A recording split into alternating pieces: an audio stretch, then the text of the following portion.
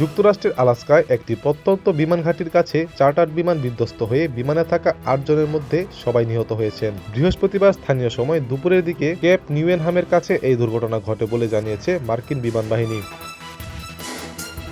দুর্ঘটনা কবলিত বিমানটি আলাস্কার রাজধানী অসকোরেজ থেকে যাত্রা শুরু করেছিল। দুর্ঘটনার কারণ এখনও জানা যায়নি। তদন্ত শুরু করেছে যুক্তরাষ্ট্রের ফেডারেল এভিয়েশন প্রশাসন ও national transportation safety board. Security aviation পরিচালিত সেসনা 441 মডেলের যমজ ইঞ্জিনের বিমানটি অসকোরেজ থেকে প্রায় ৭২৫ কিলোমিটার দূরে দীর্ঘ পাল্লার রাডার স্টেশন কেপ নিউয়েনহামের উদ্দেশ্যে যাচ্ছিল। স্থানীয় সময় দুপুর ১২টা ১৫ মিনিটে গন্তব্যের কাছাকাছি বিমানটি বিধ্বস্ত হয় বলে জানিয়েছে ফেডারেল এভিয়েশন প্রশাসন। ন্যাশনাল ট্রান্সপোর্টেশন সেফটি বোর্ডের আলাস্কা অঞ্চলের প্রধান ক্লিন্ট জনসন জানিয়েছেন, বিমানে ২ জন পাইলট ও ৬ জন যাত্রী ছিলেন। উদ্ধারকারী দল ঘটনাস্থলে পৌঁছে নিশ্চিত করেছে যে কেউ বেঁচে নেই।